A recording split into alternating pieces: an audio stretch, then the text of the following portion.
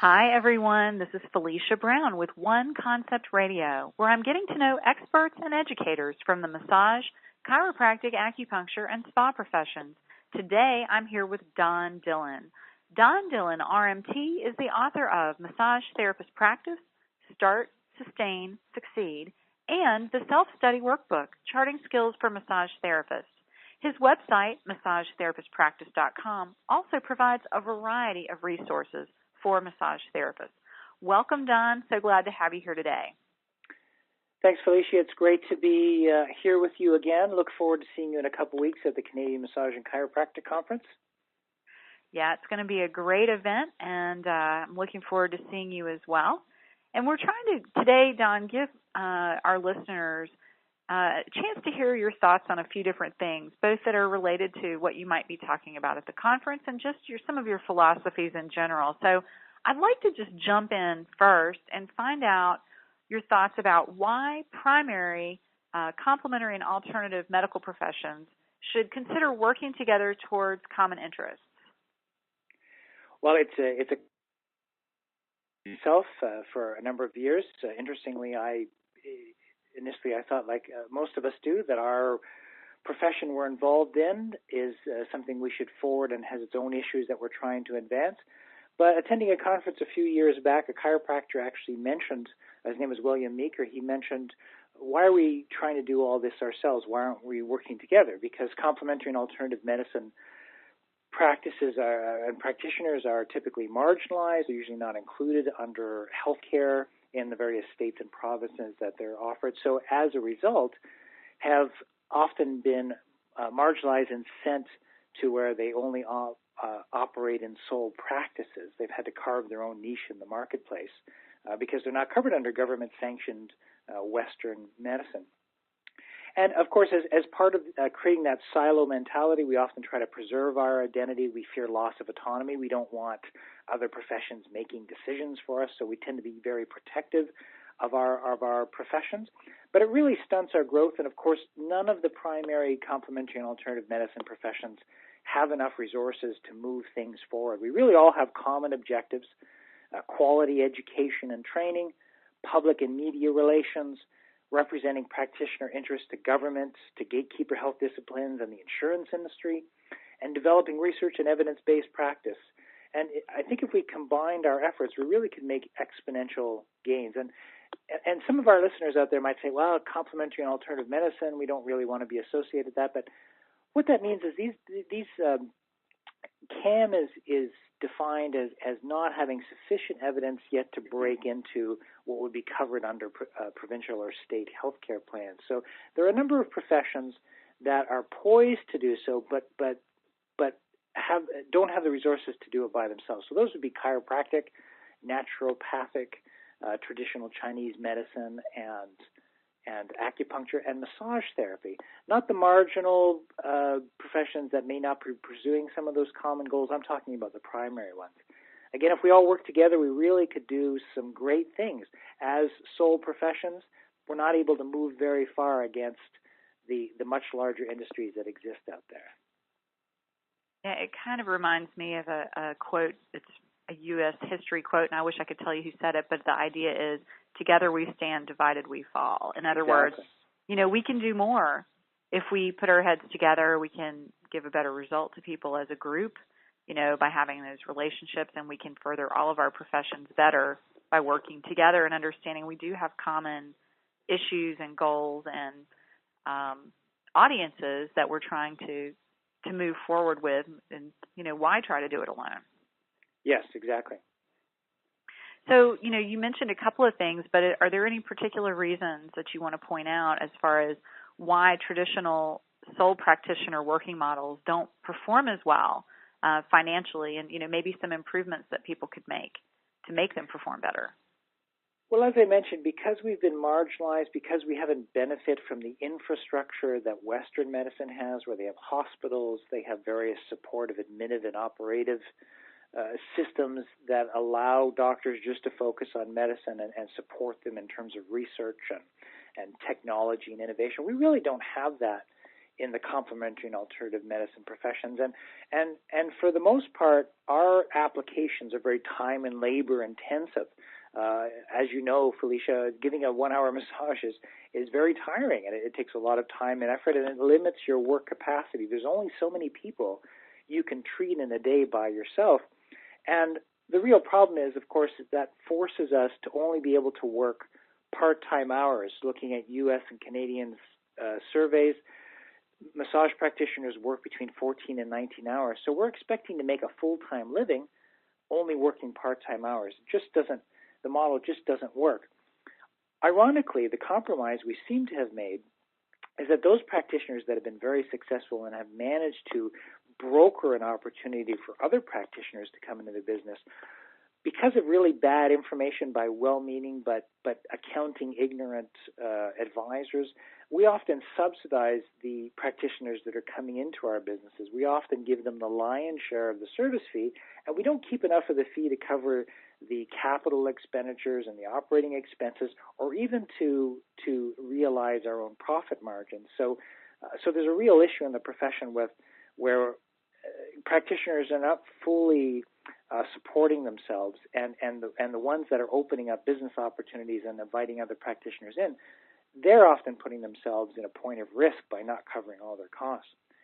Another problem that we see is that as a profession, we don't tend to utilize technology to increase our capacity or care delivery. When we were in school, we learned the 50-minute or the 60-minute hands-on massage. When I went to school 22 years ago, we weren't really taught how to use handheld devices or positional techniques, things that would really help to lessen the wear and tear on our bodies and allow us to treat more people in a day. We're often confined to just following what those that have come before us. We're really not encouraged to innovate, and again, the infrastructure doesn't often exist. Like in the tech industry, they have real incubators like the Silicon Valley, where it encourages a startup of new tech companies. It encourages innovation. It supports people that have good ideas. We don't have anything really like that in our profession. And then utilizing, I think what people need to do to overcome this is they need to utilize delivery of care variables with better use of patient practitioner experience variables to create more viable delivery of care models. Well, you bring up a lot of good points, but I'd like for you to explain some of what you were just talking about a little bit more in depth. You talked about delivery of care and patient practitioner experience variables. Can you explain what those are? Sure. Delivery of care variables, oftentimes when we think of, and I'll speak about massage in this case because that's what I'm most familiar with. When we think about providing massage, a lot of practitioners just focus on the treatment, just that hands-on component. They don't realize that there are other components that go into care. And if people are listening at home or listening to the replay later, if you have a piece of paper in front of you, you might want to draw a bit of a grid and just follow me along here. So let's think there's at least 8 components that fit into a delivery of care model. So first is attraction. So we're making our first impressions, we're putting out our marketing, we're generating word of mouth. Felicia, a lot of stuff that you're familiar with in terms of your coaching with massage practitioners. How do we bring people in the door in the first place? So that's really the first step.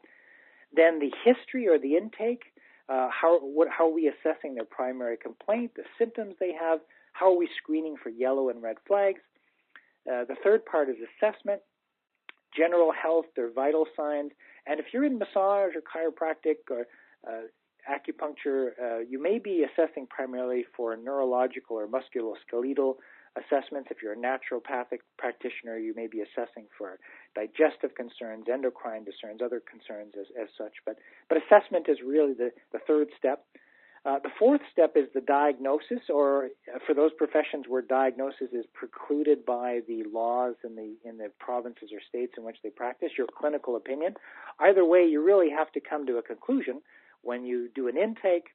When you've attracted this person in your office, you do an intake, you've screened them for questions, you do an assessment. Now you have to come to an opinion about, can you treat this person?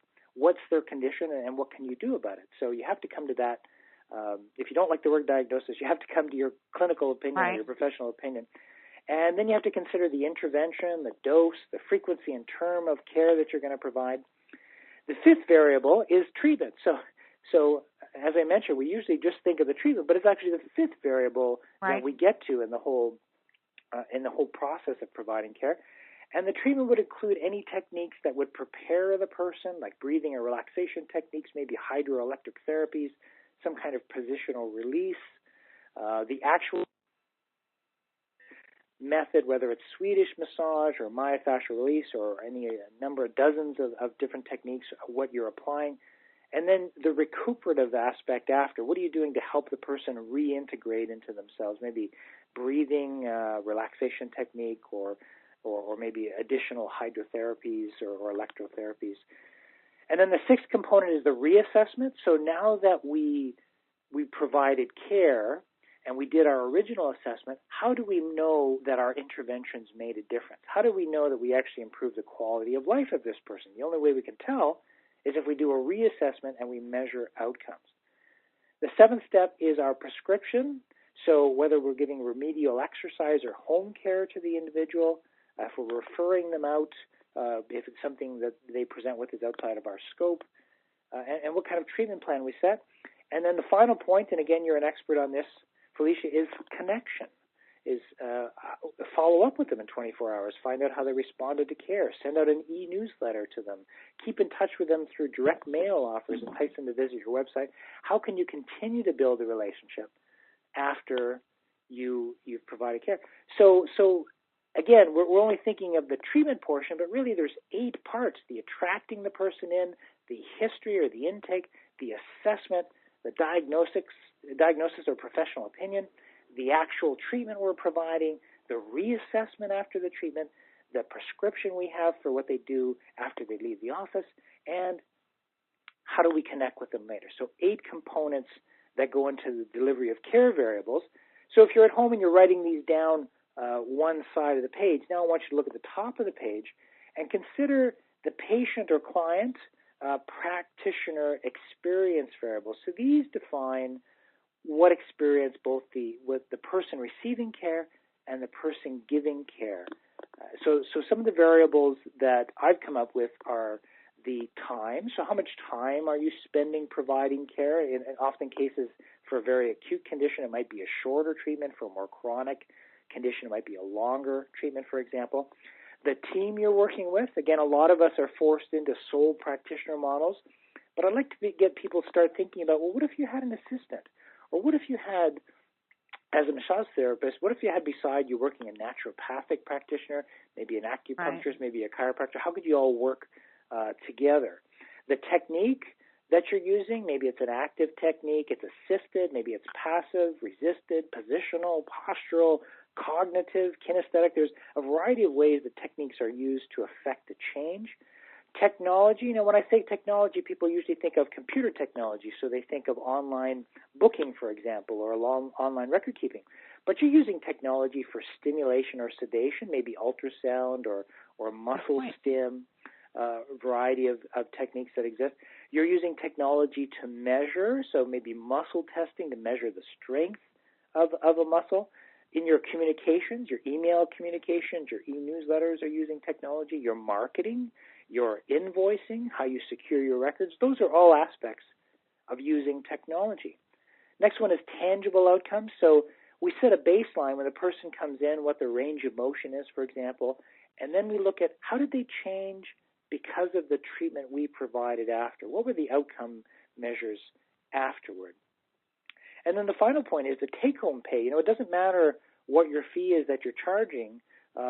You really have to look at what's your take-home pay after you've covered all of your operating expenses. So this take-home pay may be in the form of per service. Maybe you're getting paid a dollar amount or a percentage amount per service. Maybe it's per member. So in a membership-based model like a fitness club, the more people you treat within an hour, the more people you put through in an hour, especially if you're working with a team, the higher you're paid. Or it could be per status. If you're an entry-level practitioner coming into the business, you may be at a certain rate. If you are a team leader where you're leading a team, your fee may be higher, or maybe you're one of the investors in the business, and then you would be paid for that. So again, we're looking at a grid. We're looking at one side. We're looking at attracting business, the history, assessment, the diagnosis or professional opinion, treatment, reassessment, prescription, and the connection, how you connect with people. And then the top of the grid, we're looking at the practitioner-patient experience variables, the time that it takes, the team that you're working with, the techniques, technology you're using, tangible outcomes, and take-home pay. So let me make this a little bit more tangible. So again, if you're looking at attracting people into your business, if we look at that on one side of the grid, follow over to the other side of the grid and look technology. So how can I use technology to attract people into my business? So I might be on social media, I might be sending out e-newsletters or offers, direct offers to people, or offer online booking. That would be an example where the delivery of care variables intersect with the patient-practitioner experience variables. Or you could also look at the modalities that increase your work capacity. So looking at the treatment variable on the one side of the grid, and how can you fit that in with technique or technology so that the technique you're providing is not so physically demanding on you, so you could treat one or two or three more people in a day because your work capacity is increased because you took a look at how those two variables intersect. One of my favorite stories is when I successfully ran my business, my practice, where I had associates out of a fitness club for 14 years, and I would get into situations in the fitness club because of the traffic moving through where I would have an appointment, say, at 2 o'clock in the afternoon. Somebody would come up to me at 5 to 2 and say, Don, I've got this low back pain. It's really affecting my workout today. I wonder if you can help me. I said, geez, I only got 5 minutes before my next appointment. What can I do? Well, okay, come on in. We'll see what we can do. And it forced me to start rethinking the 50-minute or 60-minute massage model that I learned in school that I was utilizing, and I would have just 5 minutes to assess the problem, to use my various skills to try and mobilize the joints and manipulate the muscles. And oftentimes what happened was the person would get up saying, I feel great, my pain's gone. And I would think, wow, here I thought I needed an hour to treat a person, and I only needed 5 minutes. Mm-hmm. Another model to consider is, and this was shared with me by a good friend of mine, Joe Polino, as a chiropractor. He would travel far and wide, and he said he would drop into clinics where instead of a one-on-one model like we often have with practitioners, 4 or 5 people would show up on, let's say, 10 o'clock in the morning. They would get into their appropriate gear so that they could be flexible and comfortable. And then there would be a team of professionals, chiropractor, massage therapist, nutritionist, maybe a sports psychologist, acupuncturist. You'd have all these practitioners. And based on what the person needed for that day, they would go to that person. And they might see 2 or 3 different practitioners within that hour. And then when that hour was up, 11 o'clock would come. That group would leave.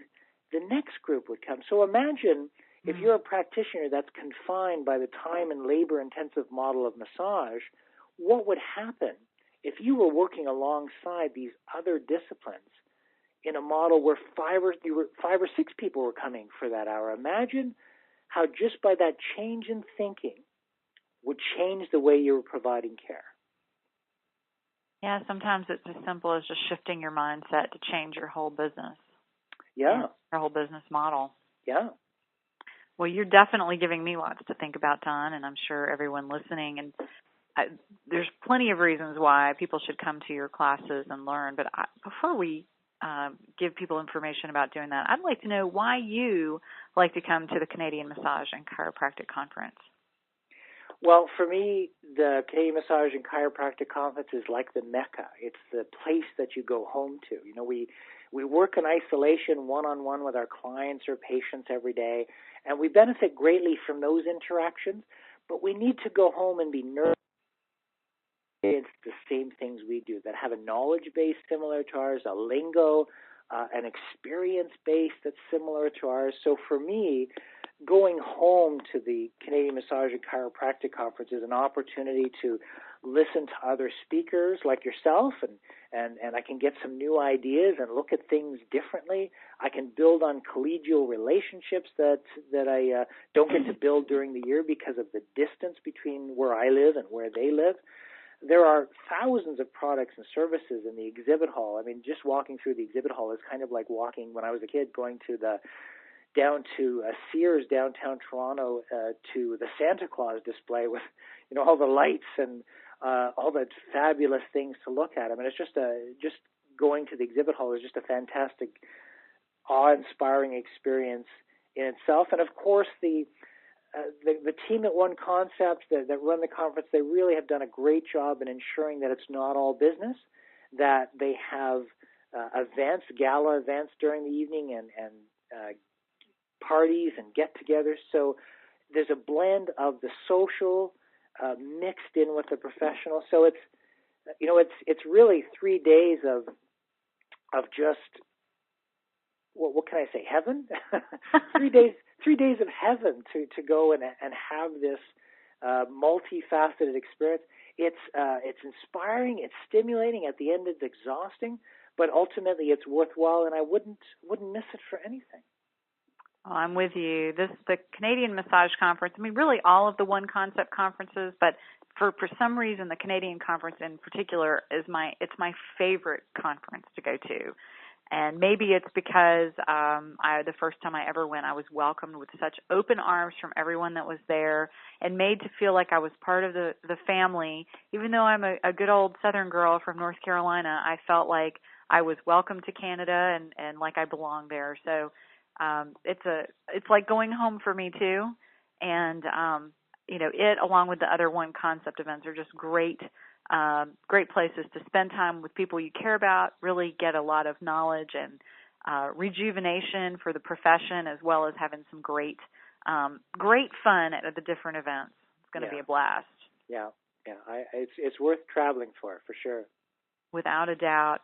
Don, for people that want to learn about you, whether they're going to make it to the conference or not, can you please refresh their memories as to your website and any other contact information that you'd like to share?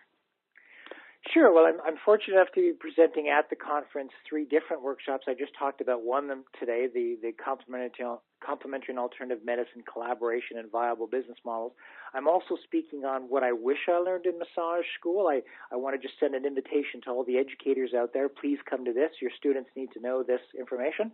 And we're also going to have a panel where I'm going to have Brenda Locke, Lori Green, and Karen Voyen, who's coming from the insurance industry. And we're going to be talking about really the crisis in RMT insurance claims. And that's going to be I'm sure it's going to be a very vibrant panel discussion we have. But if you don't make it to the conference, you can always visit me at my blog at Massage Therapist Practice. That's all one word, Massage Therapist Practice.com, and would love to hear from all the practitioners out there and the experiences they're having and the challenges they're meeting, and how we can collectively help each other to overcome those. Fantastic. Well, Don, thank you again for being here. So appreciate your time, and I look forward to seeing you in Niagara Falls. My great pleasure, Felicia. Thank you. And for those of you listening, if you'd like to learn more from Don Dillon at the classes he mentioned, please join us for the One Concept Canadian Massage and Chiropractic Conference in Niagara Falls, Ontario, October 18th through 20th. Just go to www.oneconcept, that's the word one, O-N-E, concept.com for more information and to register. Thanks so much for tuning in, and have a fabulous day.